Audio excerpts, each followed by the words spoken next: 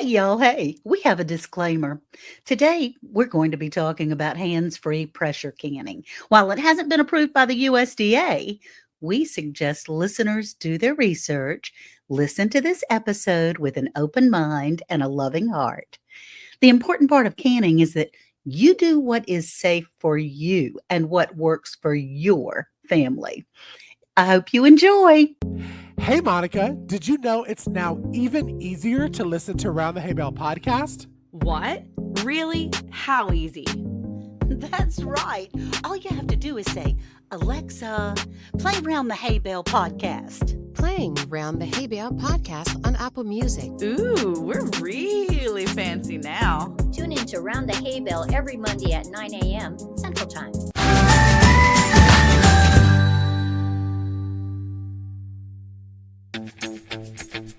Grab a cup of joe and let's gather round that hay bale.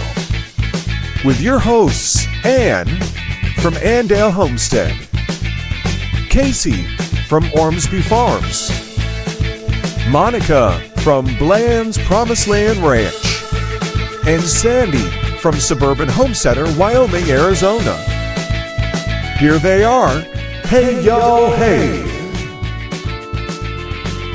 Hey, y'all. Hey, this is Ann with Andale Homestead. Hey, everyone, this is Cayce over at Ormsby Farms. Good morning. This is Sandi from Suburban Homesteader, Wyoming, Arizona. And I'm Monica from Bland's Promised Land Ranch.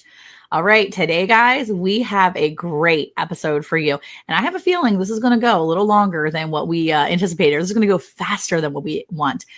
We are talking about hands-free pressure canning. Okay, what does hands-free pressure canning mean? Well, I think in my world, it basically means that I'm using my electric pressure canner. And this is one of my favorite things to use because it really is kind of a hands-off. I mean, you get everything ready, you pop it in there, and you start it up. And it is so easy. And it is probably one of the best things that's happened on my homestead over the past few years. And I think I've had mine for about 3 years now. And I absolutely could not live without it on my homestead. Cayce, now I know you are a big advocate for the pressure canners, the electric pressure canners, because you and I have I'm like nibbling my fingernails over here. You and I have had ours for a while. And I will say that I love it. You know, I'm leftover queen, right? I love canning up those leftovers. And I know that you recently just canned up some of your own taco meat in your pressure canner. So hands-free pressure canning, let's start off the conversation. What does it mean? What is it? And how does somebody get started doing the pressure canning? Well, let me just say this. So I've had mine for about 2 years. So when we were shooting season 1 of the podcast, Lisa from Yogi Hello Farm, Monica, and Alicia from Country Mama Musing all had the Nesco electric pressure canner. And they were peer pressuring me, ladies, Ann and Sandi. They were peer pressuring me every single episode to get one. And I'm like, I don't know about it. So finally, it got to where it was like $149 on Amazon, and I said, oops, and I clicked order. So now my goal is to peer pressure Sandi into getting one, because we talked right before that Sandi does not have it. But let me tell you how simple this Nesco is, and not even just a Nesco. I know there's other brands, and has a different brand that's made by the same company. But with standard stove pressure canning, one big thing is that you have to have a certain number of jars. Because of the pressure building up in this giant, heavy pot, you have to have a certain number of jars to even begin the process, okay? And listen, sometimes when you have chili, you don't want to eat chili for 5 days after making the chili. Or if you have tacos, you don't want to eat beef tacos for the rest of your life. But you can pressure can literally 1 quart. Put it in your Nesco pressure canner, and there is no damage to that jar. It is an easy way, as Monica said, as her, the leftover queen, to not junk up your fridge or your freezer with Tupperware or pouring soup into the big gallon bags to flat freeze it. This has truly changed my life on small pressure canning jobs. Now, I will say I still do the big pressure canner when I have big, giant, like when I do my big batch of turkey broth after Thanksgiving. because that usually is about 8 or 9 quarts of broth that I'm pressure canning. And it usually is about 4 quarts that will fit into these pressure canners. But it's great if you see an extra thing at the grocery store of, let's just say, chicken, that's a really good price. And you're like, okay, well, I don't have any room in my freezer, but I can take it home and I can shove those thighs and those legs into quart jars, wipe it down to your 4 jars, and put it in your Nesco pressure canner. And literally, there is one thing that you have to do. It does an E10, which is kind of like the 10 minutes that you're supposed to let your pressure can steam before you put the little top attachment on. And once the E10 goes to E0, you flip it to sealed, and that's it. It will turn itself off. It will bring it pressure down by itself. It literally is the best thing ever. Now, I use it a lot. Monica uses it a lot. And I know you use it a lot too. What do you use yours for? I do. I have the Cayce brand, which is the same company as the Nesco. Just a little bit of an off brand. And the one main reason why I got it is because at my age and my arthritis situation, lifting up that big, heavy original canner was very difficult for me, along with it's just Worth and I in the house now. And so in order to be able to save leftovers, you have a roast or soup or taco meat or any of those kinds of things. It's so much easier if you have enough to fit in a jar, to fill a jar. You can put 1 jar in there. I also have a glass top stove that is almost new and it needs to last for a very long time. So using the heavy pressure canner on the glass stove in my particular manufacturer is not recommended. So we would have to use that outside on a propane burner. But y'all, let's get to the crux of the matter, and I hope that this doesn't offend anyone. There are a lot of people that don't like an electric canner because they say it hasn't been tested and it's not been proven. Well, it hasn't been tested by the USDA, correct? But the reason is some of their funding has been cut. It's a government program where their funding has been cut, and they haven't been able to test every single thing. But there are other organizations that have tested these electric pressure canners, and they came out to be perfectly safe. So I'm just saying, you need to be able to do a little research and use your own things. And so, Sandi, we know you don't have an electric pressure canner, but have you, what are your thoughts on possibly maybe getting one in the future? Well, I've just been a regular pressure canner for 40 some years. I have loved doing a great big batch of chili. I've canned chicken and just about anything you can imagine in my pressure canner. And I have had great success with it. I have, I know that some people are scared with the whole thing of pressure canning, but I have never had a problem in all those years of doing it. Now, because I'm surrounded by you three, I have looked at them. I've looked at them online. I've read reviews about them. I've talked to people that have done it. You guys have talked to me multiple times about doing it. It is just me and Joe. And so there are times that, I make too much soup. When you grow up and have 7 children around you, you just cook differently than when you're used to cooking for just 2 or 4 people, And you would think that after all this time of the kids being grown up, I would have learned to stop that. But my recipes in my head are like that. And so, in fact, this morning before our episode, I was back on Amazon looking at the different ones. My only concern is that where will I put it? I live in a tiny house, and it's one more thing to put someplace. But I have to honestly say that I am leaning towards purchasing a small one that I can just, We're swaying her. And I was about to say, I'm hoping that Nesco Appliances is listening to our podcast episode, but Nesco, you have a challenge. somebody who is a standard pressure canner for over 40 years, I say send her one. I Send her say one. send her one. Let her test it out and see for herself. Don't take our 3 words for it. Don't take my peer pressure, even though I'm going to continue to do it throughout.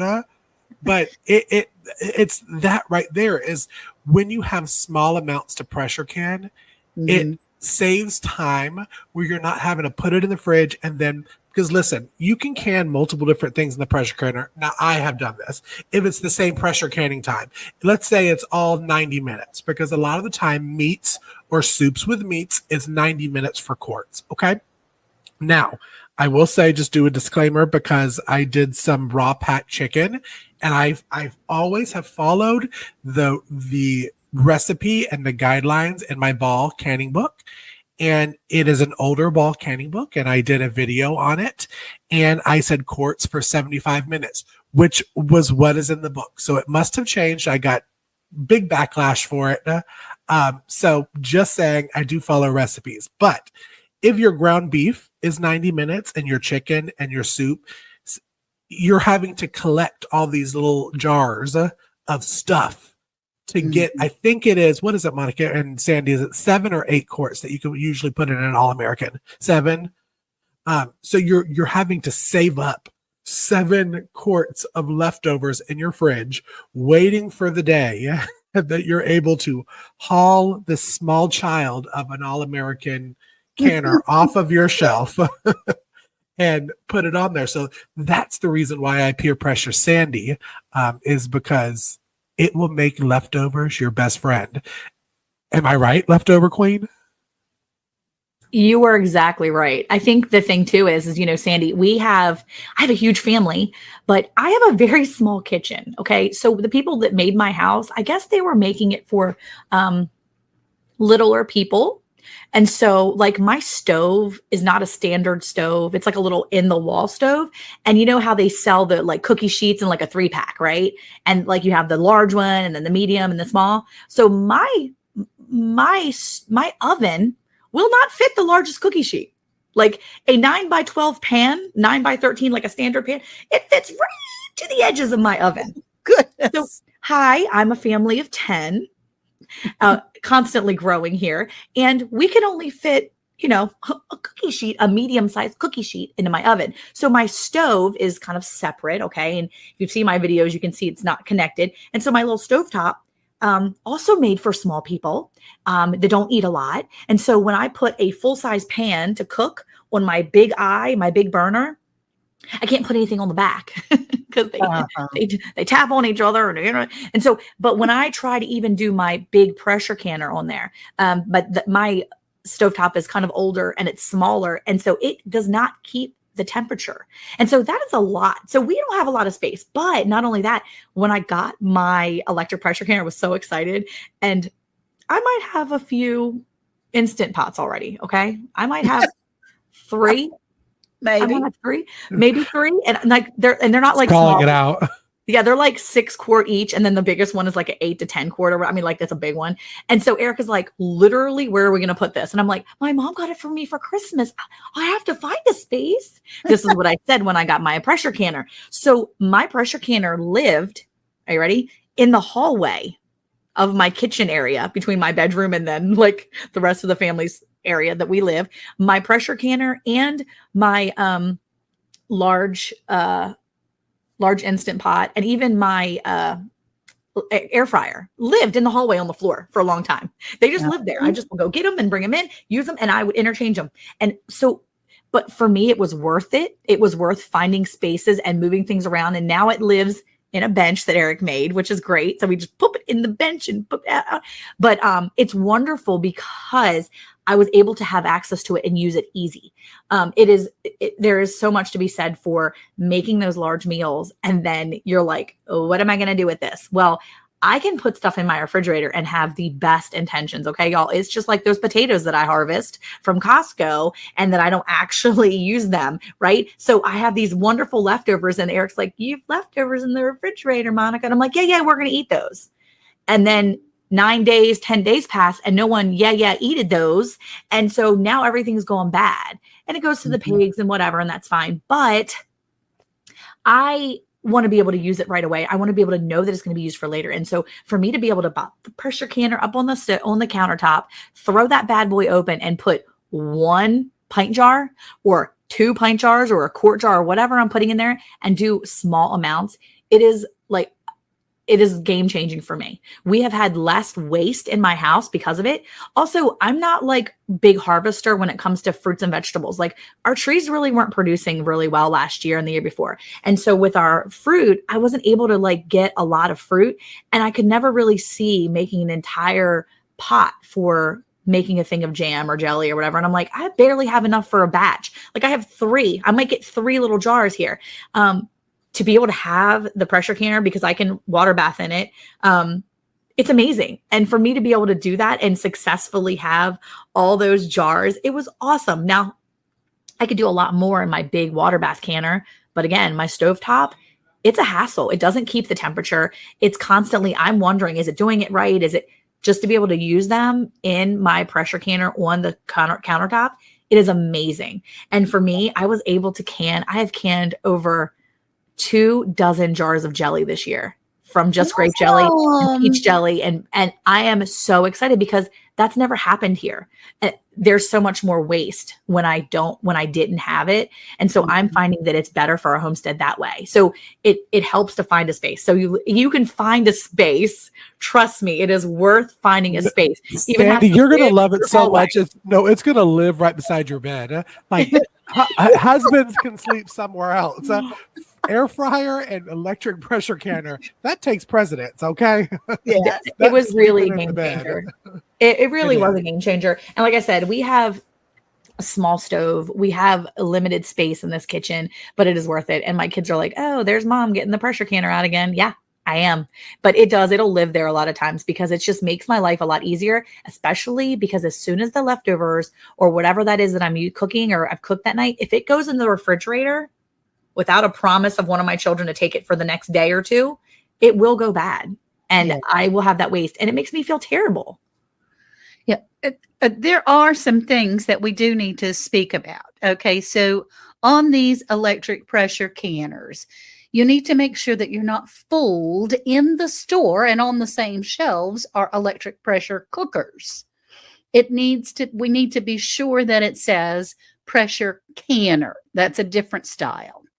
Now, in this pressure canner, which we all have enjoyed and are working towards, all of us enjoying, you can pressure can, you can water bath, you can use it as a crock pot, you can also sear your meat to begin with before you actually stew it. So it is a multi-purpose canner, but we need to understand, especially, I think that's where some of the riffraff, some of the pushback came from the electric canner, is that people were unfortunately using an electric, it's not a canner, cooker. Pressure cooker, yeah. Yeah. And so that's the difference. And they will. You have to be very careful, especially even on Amazon. And I know that, we're working with Andale on getting her storefront up. So when we talk about storefronts, by the time this episode comes out, we are going to have Andale's storefront up there. But even when I was looking and I typed in electric pressure canner, it still brought up the cookers because businesses know people are looking for that. And so they put it in the hashtags. So you have to do your own research as a consumer to look and say, okay, is there talk about canning? Does it get to the right elevation of pressure and all that kind of stuff? If it doesn't, I only recommend 2 electric pressure canners because I have seen people use one of them and I have personally used it. And I don't think there's any other ones besides those 2 that are actually canners, not cookers. But the Nesco and the Carey. Nesco, Nesco, and then Carey is Carey, right? Mhm, mhm. Mhm. Both of those, you can go on YouTube, and a lot of us YouTubers have done videos, like review videos, or shown how we pressure can in them. Don't be fooled by an Instapot knockoff kind of thing, because an Instapot is a pressure cooker. Instapot is not a pressure canner. We're going to be talking about using the Instapot on another episode, but not for pressure canning, because again, pressure canning is for low acid foods. You have to pressure can the low acid foods. Water bathing is anything that has a higher acid food, jams, jelly, tomato, vinegar based stuff. So let's go on and say that before we get all the trolls and the canning police. As I'm glad Ann said that. Pressure canner, pressure cooker, two different gadgets. I sadly enough have both of them. And I have multiple of the pressure cookers. But let's go back into canning with it and how it kind of works. Pressure canning with the electric pressure canner is pretty exactly the same as pressure canning on the stove. You're still going to put your quarts of water. There are guidelines inside of the big dish that you have that will tell you where to bring the water to. Just like in an All-American, Sandy, I don't know what pressure canner you have, the big one. Is it an All-American as well, or? Well, I have an All-American. I actually have 3. Actually, I have 4. I take that back. I have 4 because I have a double stacker too. Those are Sandy's gadgets right there. But you still want to put them in there. It has the racks because you want to make sure that, the jars aren't touching the very bottom, just for breakage and that kind of stuff and spoilage of the foods. I still use vinegar in my Nesco, a little glug, I think is the scientific term for putting the vinegar in there. And again, you want the jars that are not cracked. Test out your jars, wipe them clean. All that same that you do with the pressure canner, you do with a electric pressure canner, if I can talk, say that 5 times fast. And it's the same time. That was one thing I was really nervous about is it the same time as a regular approved recipe for chili? If you look up a chili one online, it's for the main stovetop or propane tank pressure canner, not for electric. It's the same timing because it's getting up for your elevation. It's getting up to that same 10, 11 pounds of pressure. It's just electric. So I just wanted to put that out there. That is all done the same.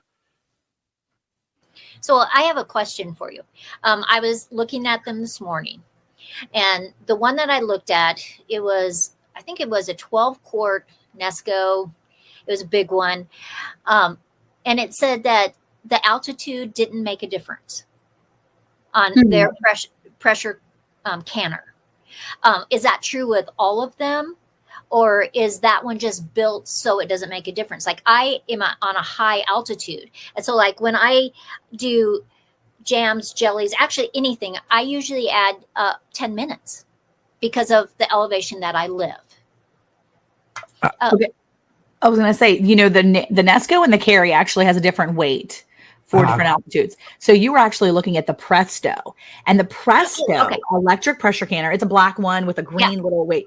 So that one actually is a little different than the ones we have. And I've actually been looking into it. It is exceedingly more expensive. Okay. I think that people mistake sometimes a higher price tag for better quality. Now I did miss that one. So yes, Presto is another one that it is larger than the Cayce and the Nesco that we have. We have a 9.5 quart. And I believe that the one you were talking about is a 12 quart. And so it is bigger. And the Lady Rose Red actually did on Presto too. So just so you know, Anne, she did Presto and the Nesco. But let's say her name again. Rose Red. Rose Red tested these things, y'all. Yes, she did. Okay, so they now Presto, which we do not have, none of us have it. They do very, very highly say that there is no adjustment needed. Now, it does say that they come with the standard processing times in accordance with the USDA. So I don't know if when you open that up, it's going to say you need to process a little longer because you're not changing that weight. And it may tell you process a little longer because you're at a different altitude. So if you normally process longer because of the altitude, maybe that's what you do. But I know that with the Nesco and Carry, you do change the weight. So right now I have a little black weight on top, and it would be a green weight, I think, for higher altitudes. Now, I will say that something that I just noticed about the Presto is that they do flaunt what I've never seen before. And they say, finally, an electric pressure canner to safely process low acid foods. First digital pressure canner that meets the USDA safe canning guidelines. It has a seal. And now it does not say that USDA has approved them or tested them. It just says that they meet the USDA safe canning guidelines. So I feel like when you're looking at these canners, be very aware and just don't fall for the little seal or whatever. Look into it like Sandi is looking into it, because of her high altitude, it may be different than other things. Mm-hmm. It may just tell you to pressure can longer. I don't know. Cayce, did you have something you want to add to that? I did, because I know that me and you have somewhat of the same electric pressure canner, but mine didn't come with different weights. Mine came with just regular, it was just one weight that's on there, and it says it's for 11 pounds of pressure. So when you are doing certain recipes, it's for the 11 pounds of pressure. So I'm sure that Presto probably does the same thing of like, okay, add more time in if you're, because mine came with a book and it came with some standard recipes, low acid recipes, but it did say for higher altitude, you need to add certain number of times on, because mine didn't come with, I was watching, the funny story was, and I didn't use mine for like 6 months because I was like, I was putting it up on a shelf, my pressure canner, and I'm on a ladder and it fell off and it fell to the ground. I thought I broke it. I was very devastated. So I was doing it another day, and I was watching Monica's video that she has on there, and I'm like, something doesn't look right. I'm like, darn it, the valve. I messed up the valve because there's not the weight thing that's there. I'm like, oh, I've lost it. So I'm calling Nesco. I'm like, can you send me replacements? They didn't have the replacements for a while. Come to find out, mine didn't come with the weights. So mine was just fine. I did not mess it up. But look at the model of the Nesco electric pressure canner that you have too, because my Nesco is a little bit different than Monica's Nesco. And I mean, my 11 pounds of pressure is fine for where I live anyways, but I see where the struggle could be, Sandi, for you is figuring out times and all that kind of stuff with an electric one. Mine came with 2 knobs. I'm sorry, Sandi. I have 2 knobs, and I just call them knobs because I don't know. It is a weight, but you're sitting it on vent to begin with, and then once the 10 minutes goes by, you just turn it to seal. But I have a black one because we're very close to sea level. We don't have the altitude. And then a green knob came with it as well, and that is for higher altitude. So that might be the difference. Well, this is great information. This is, because I have been looking, and I was looking again this morning because I like to do my research. I like to see pros, cons, what people liked, what they didn't like about a certain product. And so I'm okay with spending some time and some energy because I want to buy one item. I don't want to go later and say, oh, I wish I would have bought this one instead. And so I really appreciate you guys telling me all the different things of what you like about your pressure canners. Do you remember anything that anybody said they didn't like about it? I think the few comments that I read that were negative, I wondered to myself if they were not that they were an inexperienced canner just from the way they wrote stuff. And I think that it's with anything like Monica has the 3-strike rule. Just because you canned a recipe and you didn't really care for how it turned out, there's factors, you need to look at and say, okay, what could I do differently to make this successful? And so I think because when people write, they write their comments, you always have to take that with a grain of salt. Right. Good or bad comments, I think you have to take with a grain of salt. Absolutely.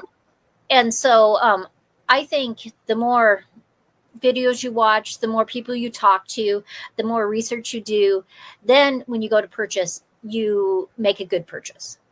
That's true. Now, I love it because you can turn it on, set the timer, and it has a little idiot button that beeps at you when the 10 minutes are up and says, "Hey, come turn my knob." And so that's what we do. And then you literally walk away. It's crazy. I was about to say, can we get Anne to do a voiceover for the electric pressure canners? So instead of beeping, it would just have Anne's voice. Yeah. Yeah, that would be really helpful because, that's what my kids do a lot of times, right? So I set my stuff at nighttime. I'll go in, start brushing my teeth, do whatever I need to do. And then I tell the kids, if you hear that beep and it says E00, you immediately just go bloop and you turn the knob. So if Anne was actually here saying, "Hey, come turn my knob," then the kids would know just to go bloop. Just flick it to close.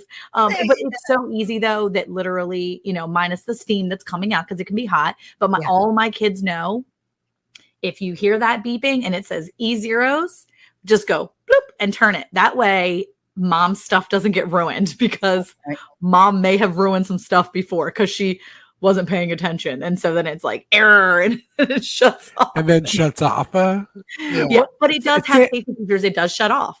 Well, Sandi, you said something a minute ago that made me think on a comment that I wanted to make is when people leave the mean comments that you're going to get on a review product are either ones that loved it and ones that hate it.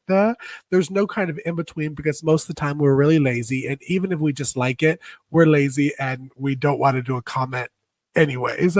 So the taking it with a grain of salt, I really want, while we're closing up this episode, people to listen and make sure that you are Sandi and you do your research. You can listen to me, Anne and Monica, and take our word for it. But again, as we said in the disclaimer in the very beginning, you as a canner have to do what you feel is safe for you and your family and what you feel safe doing. So doing your research, taking comments with a grain of salt and maybe a little splash of sugar and lemon as well, is a good thing. But y'all, we could talk about pressure canning hands-free probably for another 3 hours because it's our favorite thing to do in the entire world. But we have to wrap this episode up. And we are so thankful that you came in and gave us some time and listened with an open mind and a loving heart. And remember to join us Friday. We're going to be talking even more. I know for me, I may even let my Nesco pressure canner make a special appearance on our Friday morning show. And give it a little guest star showing you how to do it. Because I think it's that important and that easy. And I think a lot of people should jump on this bandwagon. But y'all, thanks for coming in. Make sure you're liking and subscribing. Head over to our YouTube channel because once we hit 500, we're doing a giveaway on our live. So you'll definitely want to tune in for that. Next week, we are talking about water bath versus steam bath canning. Another controversial topic. All right, y'all. We'll see you next week. Bye, y'all. Bye. Are you enjoying the Hay Bale topics? To learn more, click on the LinkTree link to get all our product recommendations, along with discount codes and more.